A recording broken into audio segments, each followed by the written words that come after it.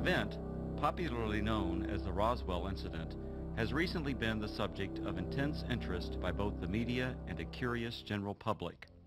In recent years, numerous speculative books, magazine articles, television programs, a made-for-TV movie, 2 UFO museums, fraudulent documents, and even an alien autopsy film have emerged to exploit the media fascination with the Roswell incident. The story has even gained international attention. Despite the vested interest and questionable credibility of all sources involved in generating the media hype, the U.S. Air Force is routinely accused of concealing a deep, dark secret from the American people. In early 1994, New Mexico Congressman Stephen Schiff requested the General Accounting Office initiate a records review. The purpose of this review was to determine if the U.S. Air Force or any other U.S. government agency possessed information on an alleged crash near Roswell, New Mexico in July 1947 of an extraterrestrial vehicle and its alien crew. In response to the GAO probe, the Secretary of the Air Force directed a comprehensive search for records. The objective of this search was to tell the Congress and the American people what the Air Force knew about the 1947 Roswell claims. If the information was still classified, it was to be declassified. If active or former Air Force officials had signed non-disclosure agreements, they were to be released from these agreements. The resulting 800-page report was completed in July 1994.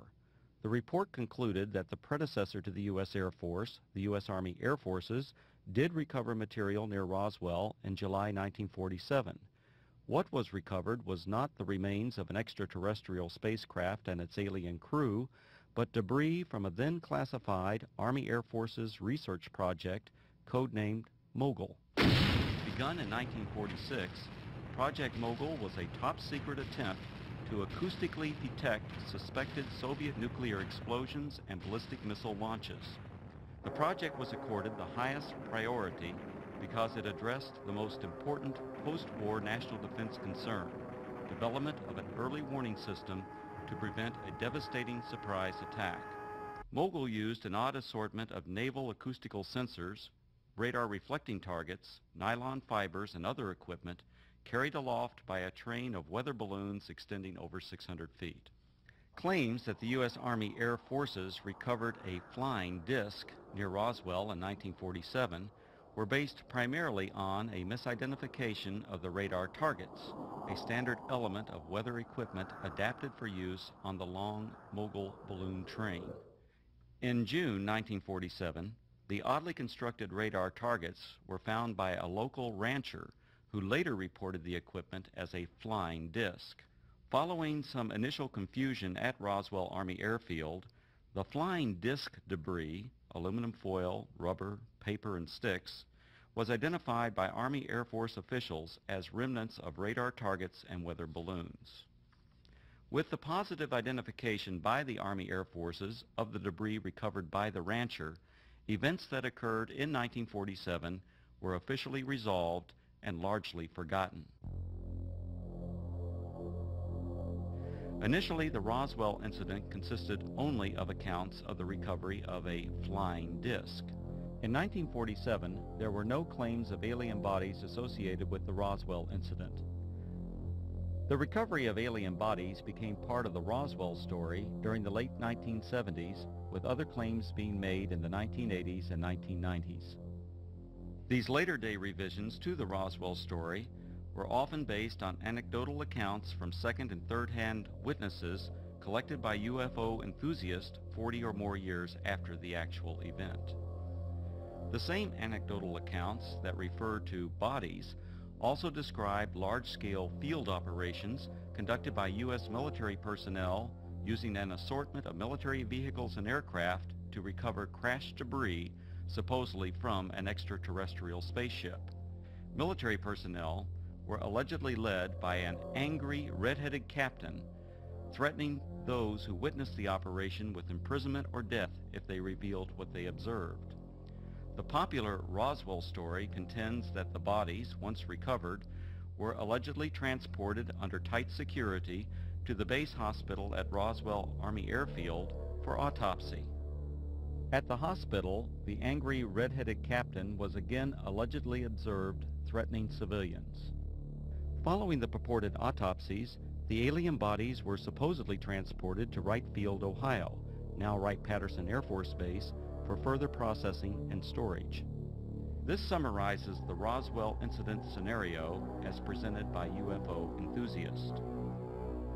On the surface, this explanation may appear plausible to some. However, things are not always as they appear. The reports of bodies were only briefly discussed in the 1994 Air Force report because the search for records from 1947, the year of the alleged incident, did not yield any data to support a 1947 claim of alien bodies. However, following the release of the 1994 report, additional research uncovered information which explains some of the claims of alien bodies associated with the Roswell incident. From the additional research, a second report was written which critically examined the anecdotal claims and descriptions of flying saucers, aliens, and reports of unusual Air Force activities in the New Mexico desert. This in-depth examination revealed that many of these claims were reasonably accurate descriptions of Air Force activities. Some of the claims that refer to bodies are most likely misperceptions by uninformed persons of unclassified and widely publicized Air Force scientific achievements of the 1950s. However, other descriptions of bodies appear to be exploitation of Air Force members killed or injured in the line of duty. The following are the 5 main conclusions contained in the second report. Research reveals that actual U.S. military operations, widely separated by time, geographical location, and purpose, have been misinterpreted or deliberately misrepresented. These misrepresentations collectively created what is known as the Roswell incident. UFO proponents failed to establish accurate dates of reported eyewitness accounts, in some instances by more than a decade. In addition, they erroneously linked all these accounts to the actual 1947 recovery of Project Mogul equipment. Eventually, these misrepresentations transformed a series of verifiable Air Force activities into what some have described as the extraterrestrial event of the millennium. Reports of aliens in the New Mexico desert were actually anthropomorphic test dummies that were carried aloft by Air Force high-altitude research balloons. Critical examination of alleged alien sightings consistently matched the physical characteristics of these dummies, as well as where and how they were used. Vince, that new dummy cam is great. Yeah, it'll sure give people a whole new outlook on what it's like when you don't wear a safety belt.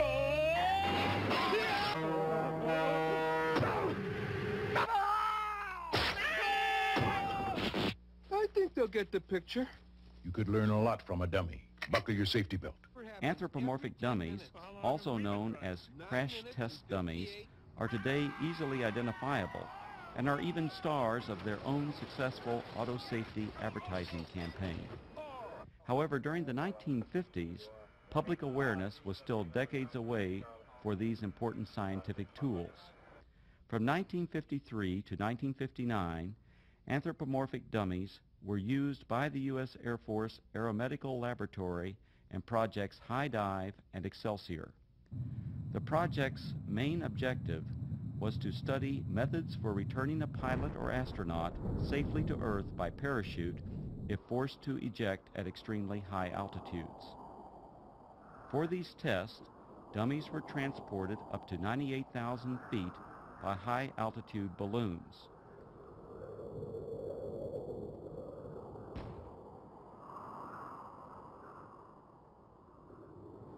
The dummies were released for a free-fall period, during which body movements and escape equipment performance were recorded by a variety of instruments.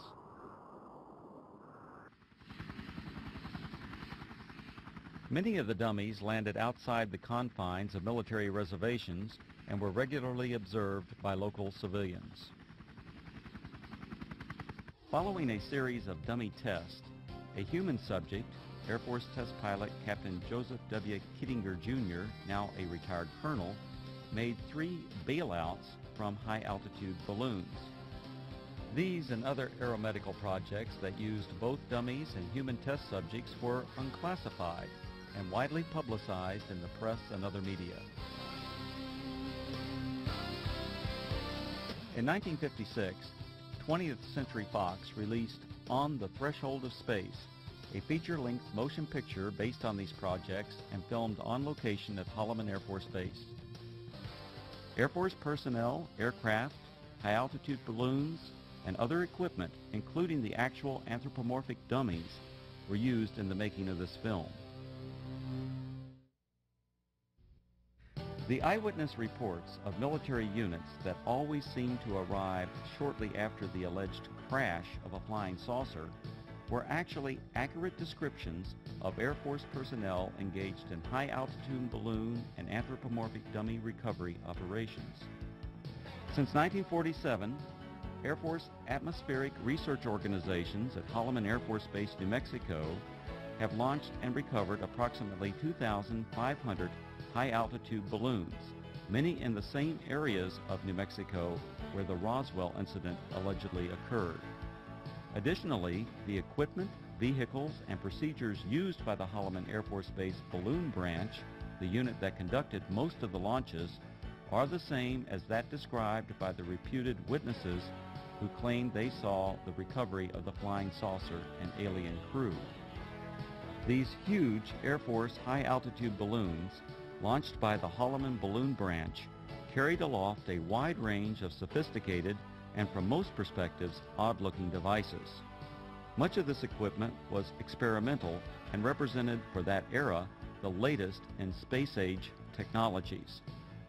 Payloads ranged from simple radio transmitters to sophisticated satellite components and NASA space probes.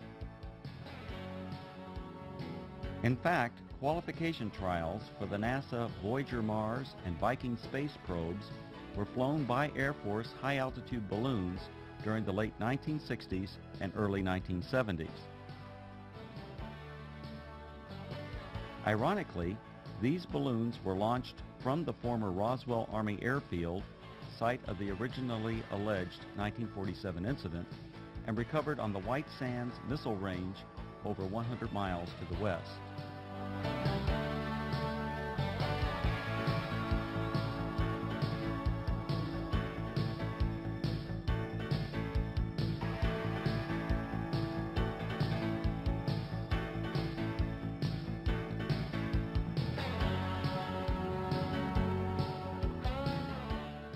Recovering the balloon payloads was essential for accomplishing the scientific objectives of the high-altitude balloon program.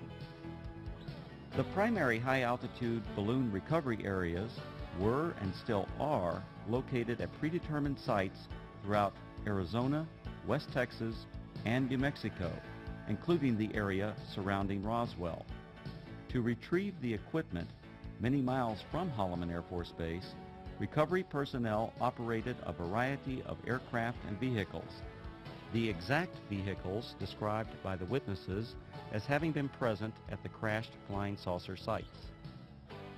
To expedite these operations, the recovery crews tracked the balloons optically, electronically, and from aircraft which directed ground vehicles to the impact areas.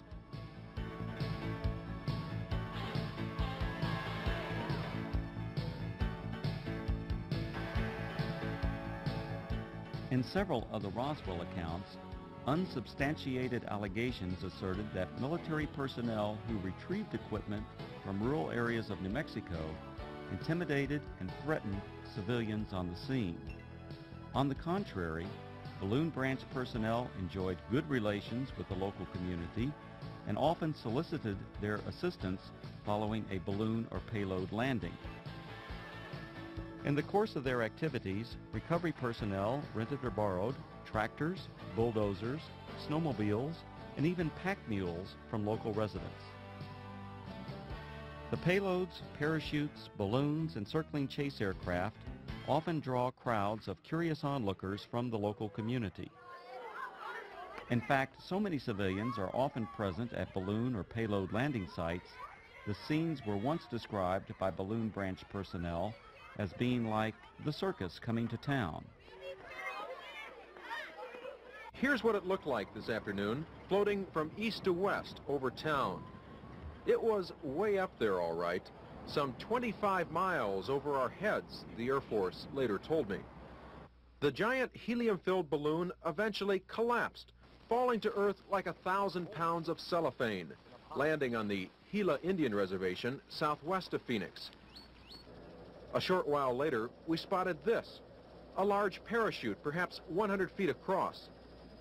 Dangling beneath it was some sort of a silver box that made a rather hard landing. This is what had been attached to that balloon, we would later find out. There were no markings on it, no way at all of telling what it was. Then the Air Force pulled up. Excuse me, we don't mean to be too nosy, but about 1 million people in Phoenix are dying to know. What is it? What is it? Yeah. This is a scientific payload that was launched from Holloman Air Force Base in New Mexico. How far are we? About 400 miles?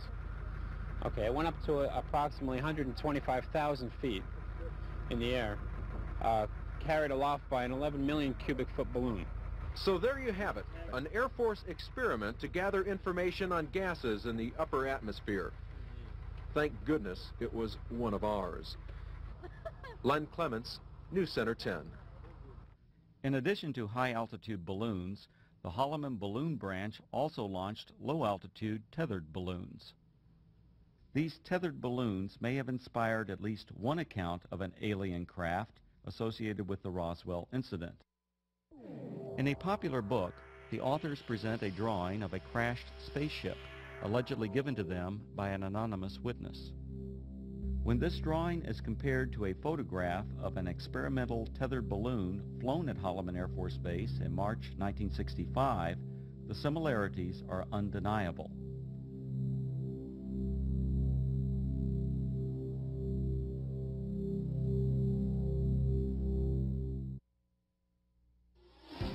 The red-headed captain was probably Captain Joseph W. Kittinger, Jr.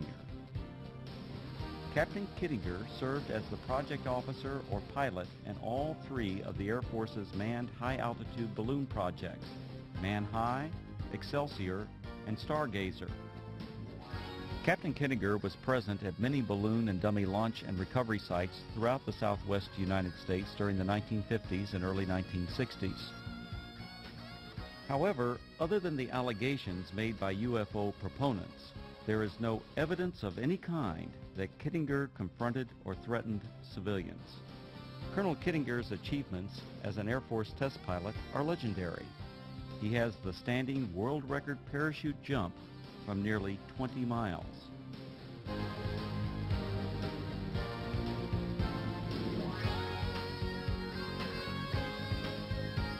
Later he went on to serve 3 combat tours in Southeast Asia and is credited with an aerial victory while engaged in combat over North Vietnam.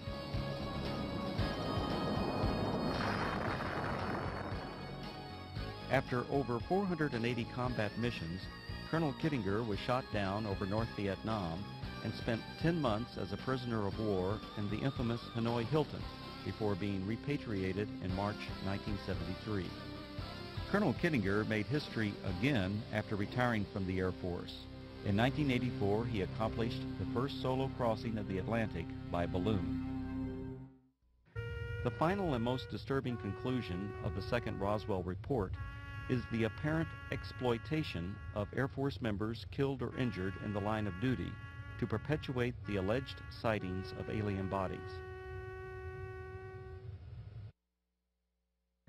Claims of bodies at the Roswell Army Airfield Hospital were likely a combination of several aircraft accidents and an unusual manned balloon mishap.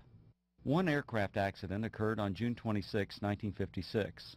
11 Air Force members died when their fully loaded KC-97 tanker aircraft experienced a propeller failure 4.5 minutes after takeoff. The crash site was approximately 9 miles south of the former Roswell Army Airfield, renamed Walker Air Force Base in 1948. The badly burned bodies of the 11 crewmen were identified and processed at the Walker Air Force Base Hospital. The alleged claims of bodies at the base hospital can be traced to a single witness whose descriptions closely match the condition and the circumstances under which these victims were identified. Furthermore, claims of bodies attributed to specific Air Force personnel are unsubstantiated. Some of these individuals were not even present at Roswell Army Airfield in July 1947. The balloon mishap occurred during a low-level training mission for backup pilots in the Project Excelsior high-altitude manned balloon program. This unusual accident occurred approximately 10 miles northwest of Walker Air Force Base on May 21, 1959. One of the three crewmen, Captain Dan D. Fulgham, now a retired colonel, was injured during landing. Following the mishap, Captain Fulgham and the other balloon crew members were transported to the Walker Air Force Base Hospital via a chase helicopter that followed the training mission for emergency purposes. Upon arrival at the highly secure Strategic Air Command base, the balloon crew was met by armed Air Force security personnel who remained with the crew until their identities were confirmed. As the Excelsior project officer and instructor pilot for this mission, the red-headed Captain Kittinger accompanied the balloon crew to the hospital. At the Walker Air Force Base Hospital, Kittinger and Fulgham were apparently observed by individuals who later related this unusual incident.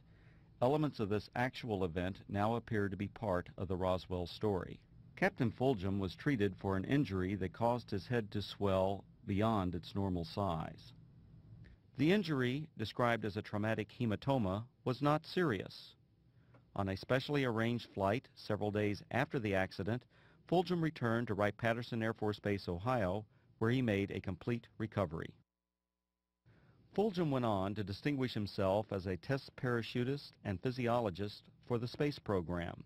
He later flew F-4s in Southeast Asia, adding to his combat record as a fighter pilot during the Korean War.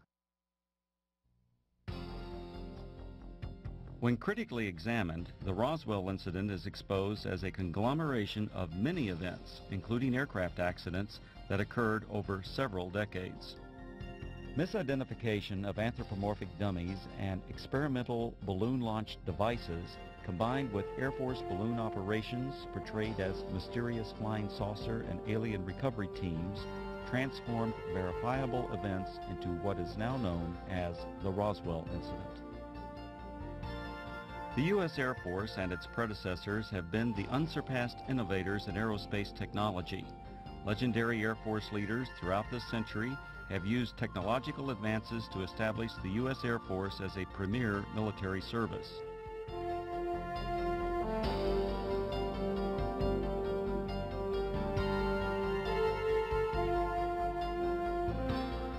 The facts presented in the reports examining the so-called Roswell incident did not reveal it to be a dark secret or government cover-up as persons unacquainted with Air Force technologies proclaim. Instead, these studies identified a collection of events that exemplify the technological leadership, dedication to duty, and continuing noble sacrifices of the men and women of the United States Air Force.